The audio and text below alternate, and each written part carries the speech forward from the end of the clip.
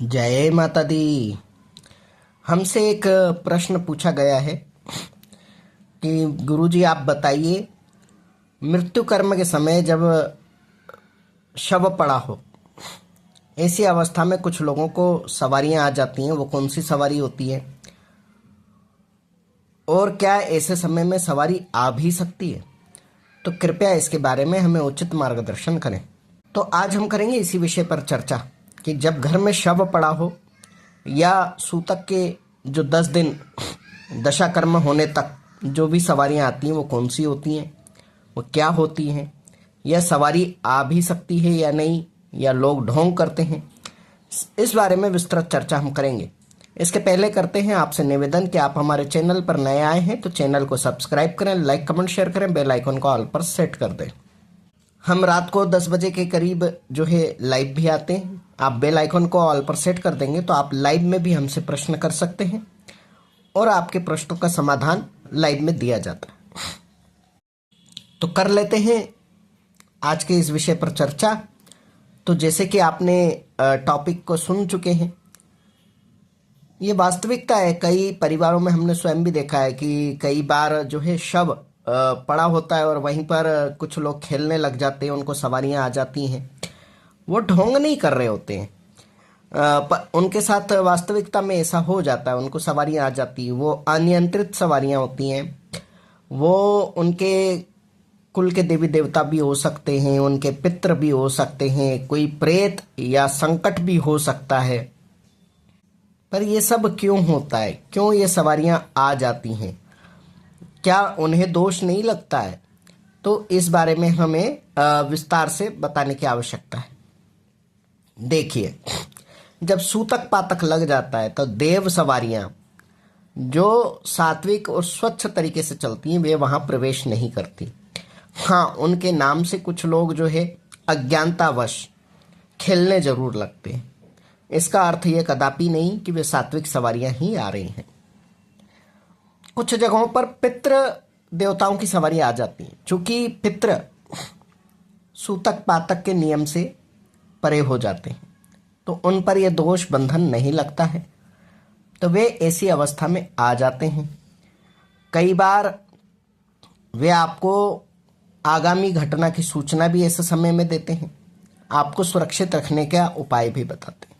परंतु कई बार आपके ही कुल के प्रेत योनि के पितृ भी आ जाते हैं। वो जब अधिकतर वही सवारी आती हैं जो आपको परेशान करती हैं। वो वहां पर उस समय पर भी उल्टा सीधा बखान करती हैं, उल्टे सीधे नियम बताती हैं, क्रोध करती हैं, गुस्सा करती हैं, उठापटक मचा देती हैं। तो इस प्रकार की सवारियां पितृ सवारियां होती हैं, प्रेत सवारियां होती हैं, बाह्य संकट की सवारियां भी हो सकती हैं। तो ये शव के सामने सवारियां आ क्यों जाती हैं? ये तब होता है जब यदि शव को सुरक्षित न किया गया हो, घर पर बंधन न लगाया गया हो, और इसको करने के लिए शव को जो है गोबर लीप कर जमीन पर लेटाया जाता है। उसके चारों तरफ जौ, तिल, पीली सरसों, काली सरसों डाल दी जाती है। इससे शव भी सुरक्षित होता है। और यही चीजें घर के बाहर द्वार पर भी डाल दी जाती हैं ताकि कोई भी नेगेटिव ऊर्जा या संकट या प्रेत जिसका आपके कुल खानदान से कोई संबंध नहीं है घर में प्रवेश ना कर सके और शव सुरक्षित रहे। ऐसी अवस्था में जिनका नेगेटिव ऊर्जा से भरा हुआ ओरा होता है या जिनका ओरा बहुत ही नॉर्मल होता है, उन पर ये शक्तियां हावी हो जाती हैं और उन पर हावी होने के कारण वो खेलने लगते हैं। कई लोग तो इस सिचुएशन का फायदा उठाने के प्रयास भी करते हैं।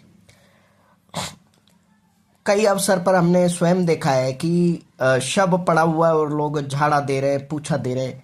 हद है भाई, कोई चीज नियम कायदा कुछ तो होना चाहिए, कुछ तो एक मर्यादा होना चाहिए, लेकिन लोगों में नहीं होती। उन्हें बस खेलने से मतलब होता है और उनके पास बैठ करके लोग आशीर्वाद भी ले रहे होते हैं। ये सबसे बड़ी बात है।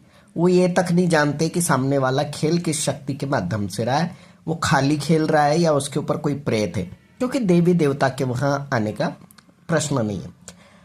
अब आप कहेंगे कि क्या शमशानिक देवी देवता आ सकते हैं? आ सकते हैं, लेकिन वहां प्रायोजन क्या है आने का? कोई प्रायोजन नहीं है। ऐसा कोई घोर संकट या विपदा नहीं आन पड़ी है कि उनको भी वहां आना पड़े। तो इसीलिए कहा जाता है कि जो संकट होते हैं ये ना कोई मर्यादा देखते हैं, ना अवस्था देखते हैं, ना स्थिति और ना परिस्थिति। ये हर कहीं, हर कभी, हर किसी अवस्था में खेल जाते हैं। इन्हें बस अपने काम से मतलब होता है, अपना उद्देश्य पूर्ति से मतलब होता है।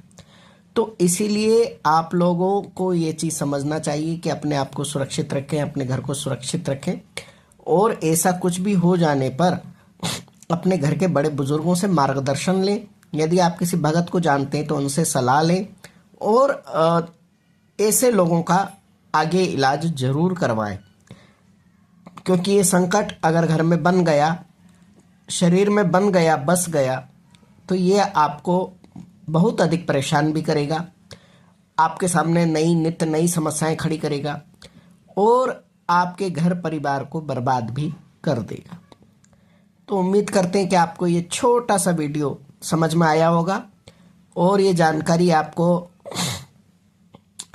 काम आएगी, आप सीखेंगे, इससे कुछ समझेंगे, और इससे आपको लाभ प्राप्त होगा। जय मोड़ेश्वरी बोल बम, जय माता दी।